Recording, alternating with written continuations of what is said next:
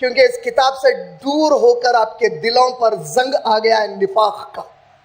قوم اللہ کے بجائے حالات سے ڈرنے لگ گئی. قوم اللہ کے بجائے ان سے ڈرنے لگ گئی جو تم کو ڈراتے ہیں کہ جہاد کا نام زور سے نہ لو. یہ منافقوں کی پہچان ہے. اللہ سبحانہ وتعالیٰ سورہ منافقین سورہ نمبر 63 کی آیت نمبر 1 میں کہتے ہیں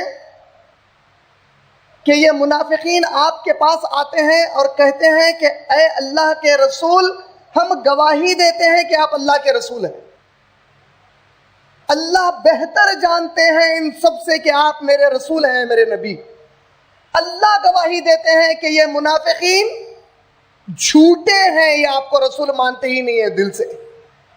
اور آیت نمبر 4 میں اللہ نے کہا یہ منافقوں کی صفت, یہ ہپوکریٹس, یہ ڈبل سٹینڈرڈ جو اپنے آپ کو بڑے اس سے فخر سے مسلمان کہنے کا دعویٰ کرتے ہیں, لیکن جب اسلام کی خدمت کی بات آتی ہے تو چوہوں کی طرح بلوں میں جا کر چھپ جاتے ہیں. چوہوں کی طرح بلیوں سے جس طرح چوہا ڈر کے بھاگتا اس طرح گلی گلی بھاگتے ہیں اور دین کی خدمت سے دور ہونے کے بہانے تلاش کرتے ہیں.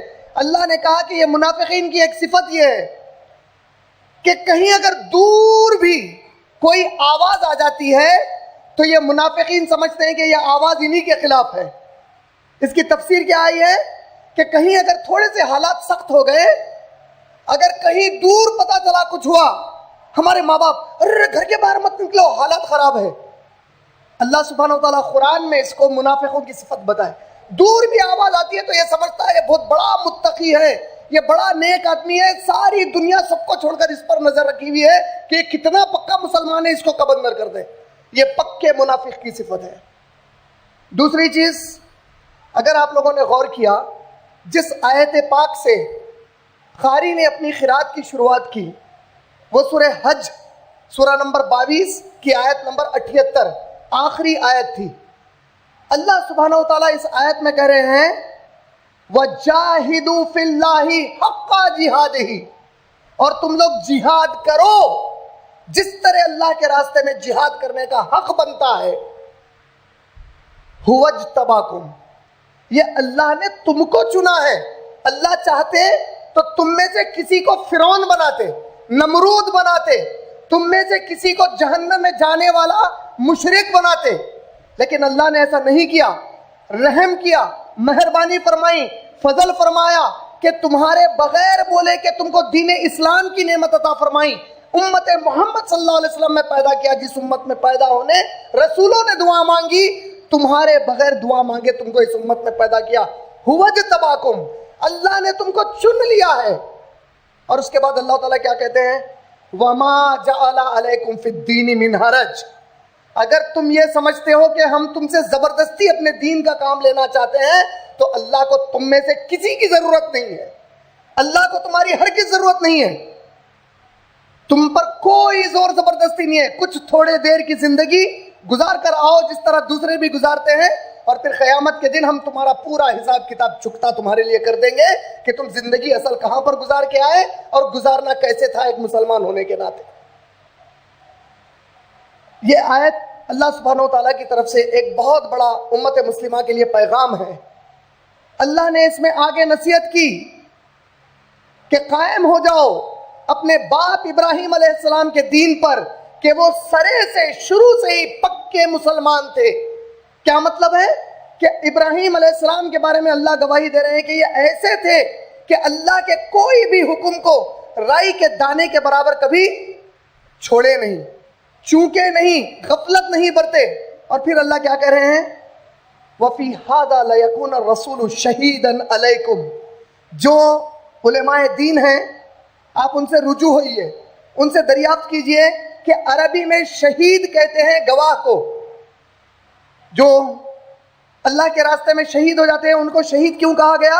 کیونکہ جب میدان محشر قائم ہوگا, جو لوگ اللہ کے راستے میں مارے گئے, اللہ کے نبی کریم صلی اللہ علیہ وسلم نے فرمایا کہ جسم میں جہاں سے ان کو اس زمین پر خون نکلا, قیامت میں بھی اسی جگہ سے خون بہتا رہے گا. اور اللہ پوچھیں گے بتا یہ خون تیرے جسم سے کیوں بہ رہا ہے؟ وہ بندہ گواہی دے گا کہ اے اللہ, آپ کے ان ذلیل بندوں نے, گمراہ بندوں نے, ظالم بندوں نے میرا یہ خون بہا دیا کیونکہ میں آپ کی عبادت کرتا تھا اور آپ ہی پر اپنا ایمان رکھتا تھا. تو یہ گواہی دیں گے اس دن, اس لیے ان کو شہید کہا گیا. عربی زبان میں شہید کا معنی ہے گواہ. قرآن میں جہاں کہیں بھی شہید کے ساتھ علیکم آتا ہے, کسی بھی عربی گرامر جاننے والے سے پوچھ لیجئے, اس کا معنی ہوتا ہے خلاف گواہی دینے والا, تمہارے فیور میں گواہی دینے والا نہیں. اللہ تعالیٰ اس آیت میں سورہ حج کی آیت نمبر 78 جس سے انہوں نے خیرات شروع کی, جناب علیم الدین نے کیا کہہ رہے ہیں, وَفِي هَذَا لَيَكُونَ الرَّسُولُ شَهِيدًا عَلَيْكُمْ, میرے رسول صلی اللہ علیہ وسلم کو میں نے تمہارے پاس بھیجا ہے, یہ قیامت میں تم لوگوں کے خلاف گواہی دیں گے. کس بات کی خلاف گواہی دیں گے؟ حجۃ الوداع کا موقع, اللہ کے نبی کریم صلی اللہ علیہ وسلم کے سامنے 1,40,000 صحابہ کھڑے ہیں. صحابہ سے پوچھا کہ اے میرے صحابہ, کیا میں نے یہ اللہ کے کلام کو تم تک پہنچا دیا کہ نہیں پہنچا دیا؟ سامنے سے صحابہ نے جواب دیا, بلا یا رسول اللہ, بے شک آپ نے پہنچا دیا. ہم گواہی دیتے ہیں اللہ کے رسول, آپ نے نہ صرف یہ کتاب کو پہنچایا بلکہ آپ نے ہم پر احسان کیا. کس بات کا احسان؟ اللہ نے سورہ مائدہ سورہ نمبر 5 کی آیت نمبر 66 میں پیارے رسول کریم صلی اللہ علیہ وسلم کو حکم دیا تھا کہ آپ کی ذمہ داری اس کتاب کو انسانوں تک پہنچانا ہے. لیکن اے اللہ کے رسول, آپ نے یہ کتاب کا پیغام صرف پہنچایا نہیں, ہم پر احسان کیا کہ اس کتاب کو کیسے سمجھیں, اس پر کیسے عمل کریں, یہ بھی آپ نے ہم کو سکھا دیا. آپ نے ہم پر بڑا احسان کیا کہ صرف پہنچایا نہیں بلکہ ہماری تربیت بھی کر دی. اللہ سبحانہ و تعالیٰ کے نبی صلی اللہ علیہ وسلم نے جب صحابہ کا یہ جواب سنا تو اپنی, اس کو کیا کہتے ہیں, کون سی انگلی بولتے ہیں؟ دیکھو, شہادہ والی انگلی. کیوں شہادہ والی بولے؟ کیونکہ آپ اس انگلی کو اٹھا کر گواہی دیتے ہو, اشہد ان لا الہ الا اللہ, میں گواہی دیتا ہوں اللہ کے سوا کوئی معبود نہیں ہے. اللہ کے نبی صلی اللہ علیہ وسلم نے اس انگلی کو اوپر اٹھایا, کہا اے اللہ رب العالمین, گواہ ہو جائیے, یہ تمام گواہی دے رہے ہیں کہ آپ کی کتاب کو میں نے ان تک پہنچا دیا. سیدھی جانب پلٹے, پھر وہی سوال, پھر ویسے ہی انگلی اٹھایا, پھر وہی کہا اے اللہ گواہ ہو جائیے میں نے آپ کی کتاب پہنچا دیا. بائیں جانب پلٹے, انگلی اٹھائی, پھر وہی گواہی, سب سے گواہی لے لی کہ میں نے آپ تمام کو یہ کتاب پہنچا دی. شہیدن علیکم کا معنی مختصر میں سمجھانے کے لیے آپ لوگوں کو یہ بتا رہا ہوں. اب قیامت جب قائم ہوگی, اللہ رسول اللہ صلی اللہ علیہ وسلم سے پوچھیں گے, اے میرے حبیب صلی اللہ علیہ وسلم, کیا آپ نے میری یہ کتاب مکمل ان تک پہنچائی؟ اللہ کے نبی صلی اللہ علیہ وسلم فرمائیں گے میں نے پہنچا دی. اللہ کہیں گے اے میرے نبی, کوئی آپ کے گواہ ہیں اس بات کے؟ اللہ کے نبی تمام صحابہ کو کھڑا کر دیں گے اور صحابہ ویسے ہی اللہ کو گواہی دیں گے.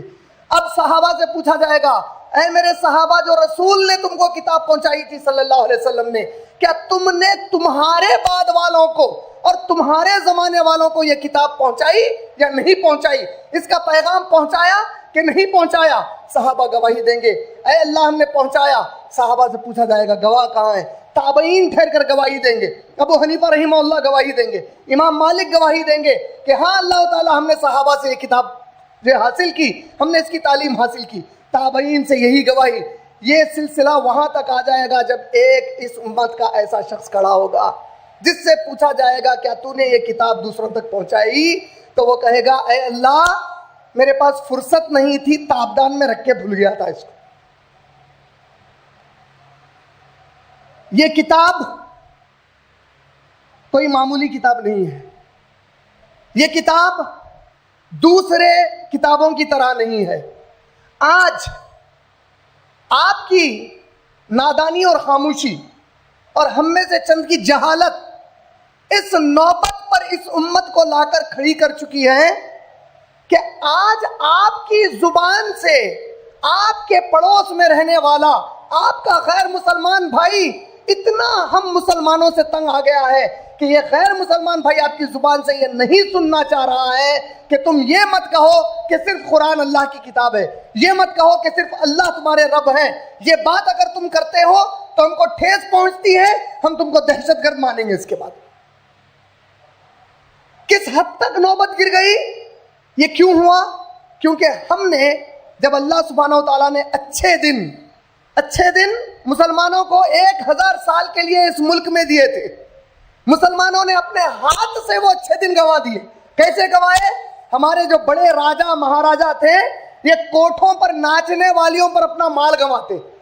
اگر یہ راجا مہاراجا ایک ایک اشرفی محبت سے ایک غریب کو بلاتے جو غیر مسلم تھا, اس کے ہاتھ میں دے کر اس کے سر پہ ہاتھ پھیلاتے اور بولتے کہ جب ضرورت پڑی تو میرے پاس آ جانا, کیونکہ تیرا یہ بادشاہ خود فقیر ہے جو 5 وقت رب کے دربار میں بھیک مانگنے جاتا ہے, تیری ضرورت کے وقت آ جانا, اور تجھ سے خواہش ہے کہ تو بھی اس بادشاہ کو ماننے والا بن جا جس سے خود تیرا بادشاہ فقیری میں مانگتا ہے, تو شاید آج یہ سارا ملک ہمارے جیسا ہوتا.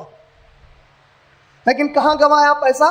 ناچنے گانے میں گوایا, شراب میں گوایا, کوٹھوں میں گوایا, بڑے بڑے تفریحات میں گوایا. صرف اگر کچھ نہیں کیا تو اس کتاب کو جس طرح پیارے نبی صلی اللہ علیہ وسلم نے دوسروں تک پہنچایا, یہ ایک کام نہیں کیا. اور اللہ نے اس کا بدلہ ہم سے کیسے لیا کہ آج آپ ڈر رہے ہیں اپنے آپ کو مسلمان کہنے کے لیے. صحابہ فخر کیے مسلمان کہنے کے لیے, اور آپ کے دل میں اللہ نے ایسا خوف ڈال دیا کہ آج آپ ڈرتے ہیں اپنے آپ کو مسلمان کہنے کے لیے. اسی چیز کو علامہ اقبال نے کیا کہا تھا, وہ معزز تھے زمانے میں مسلمان ہو کر. صحابہ کو عزتیں ملی جب صحابہ نے کہا کہ ہم مسلمان ہیں. وہ معزز تھے زمانے میں مسلمان ہو کر, تم خوار ہوئے ہو, ذلیل و خوار کر دیے گئے ہو. تم خوار ہوئے ہو تاریک قرآن ہو کر, تم نے قرآن کو ترک کیا, اللہ نے تم سب کو ذلیل کر دیا.